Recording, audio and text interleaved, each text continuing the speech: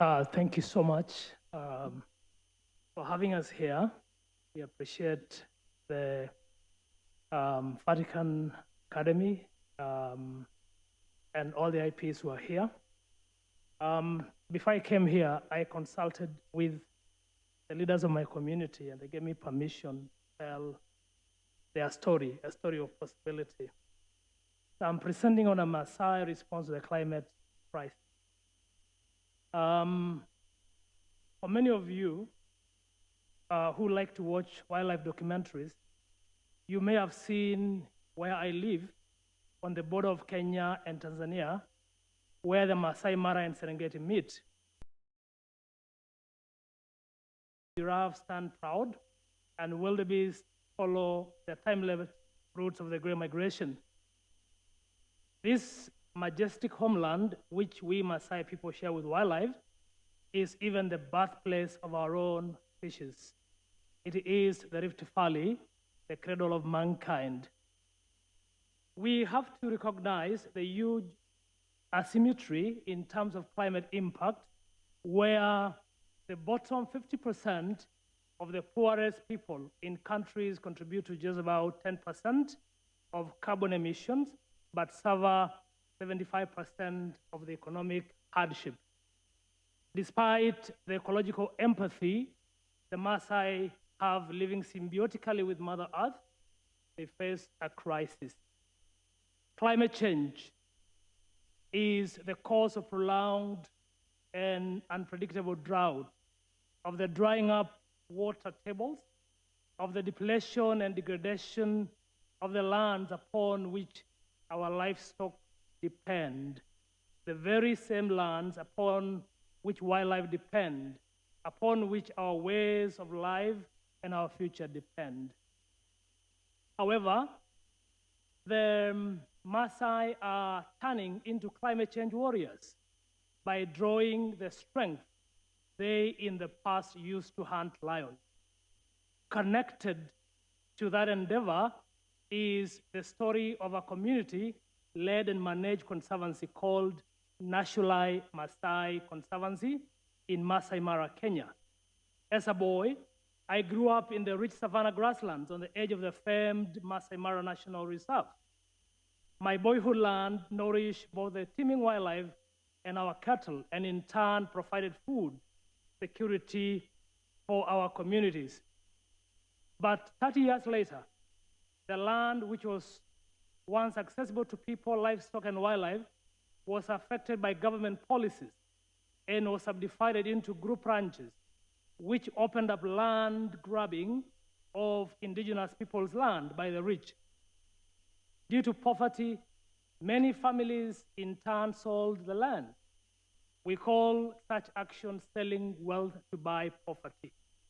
We knew we had to do something to save our land, which contained all our stories for living and where the bones of our ancestors are buried.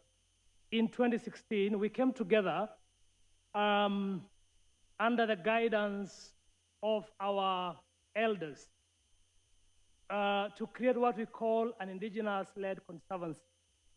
National Maasai Conservancy was the very first governed and directed conservancy out of the 24 conservancies in the Greater Mara ecosystem. National means a place of harmony where community and wildlife live in balance and mutual benefit. We put in place a plan that follows the age-old practice of rotational grazing, opened up ancient wildlife corridors, removed fences, and in no time, nature recovered before our own eyes.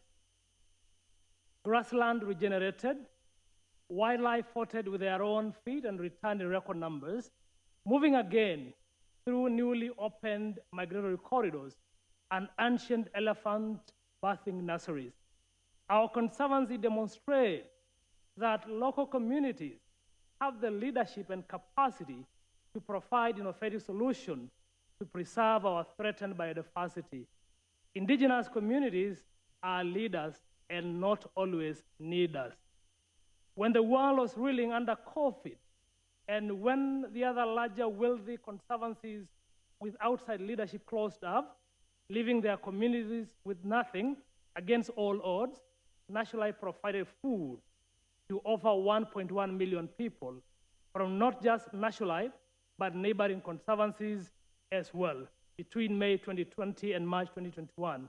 In doing so, not only do we stave off hunger and make it through the pandemic as one, perhaps more importantly, National won the trust and loyalty of Maasai communities all across Maasai Mara region and beyond. What I'm trying to tell you is that what is growing in the hearts of my people right now is not despair and not complacency and not even anger, but rather a collective will to rise together, to find solutions, to help one another, to draw on our ancestral knowledge, to use all our wisdom and all of our courage and all of our experience for existing with wildlife and Mother Nature in one of the world's most precious places in order to find a way to sustain life on the land. We are the proud winners of the UNDP Equator Award in 2020 for leading innovative nature-based solutions.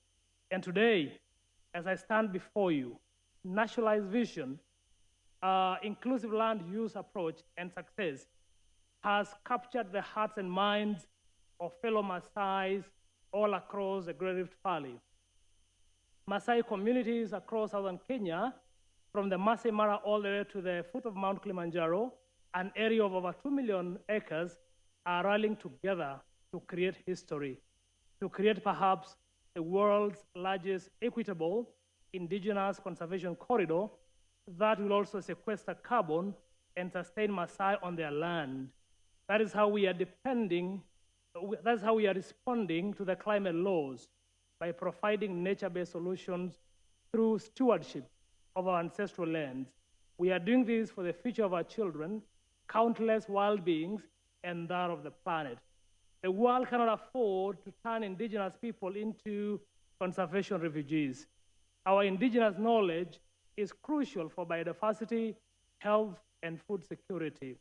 What is needed is enough trust and belief that communities like National are mobilizing for economic and social well-being. The Maasai continue getting marginalized by tourism and conservation appetite. For example, in the ongoing misadventure of moving out the Maasai in Tanzania out of the Ngorongoro area, or in Kenya, where the Maasai are facing a new threat in the form of climate change colonialism. A change of narrative and solutions are needed urgently to sustain the Maasai on their land. The only missing piece is capital. Any seed capital that is entrusted to us will go a long way in mitigating our climate crisis, while allowing our peoples to continue living on their ancestral lands with dignity and improved quality of life and in harmony with nature. The millions of dollars that goes out to our part of the world goes to foreign conservation NGOs and not directly to indigenous people and local communities to create coexistence models like the National one. The funding system that support fortress conservation and move out the Maasai from their ancestral land should stop. Climate optimism cannot be the solution. What matters is what happened on community land. Indigenous groups like the Maasai and others should have access to financial capital that helps them lead and guide the way forward in the climate crisis. Financial capital should be disintermediated and decolonized by putting it directly in the community's hands. The Maasai and other indigenous communities are simply calling for inclusion at the conservation table and not exclusion. So before I came here, 200 elders, spiritual leaders, political leaders, women leaders from our community signed a declaration called a Maasai response to the climate crisis, where they are committing over 2 million hectares of land between the Maasai Mara ecosystem, stretching all the way to the shadows of Mount Kilimanjaro. And all that we are requesting and using this powerful platform is to hear the voice of the people, that funding streams to communities should be disintermediated. It should not be put into the hands of middlemen. It should go straight away into the hands of those who are making difference. Thank you.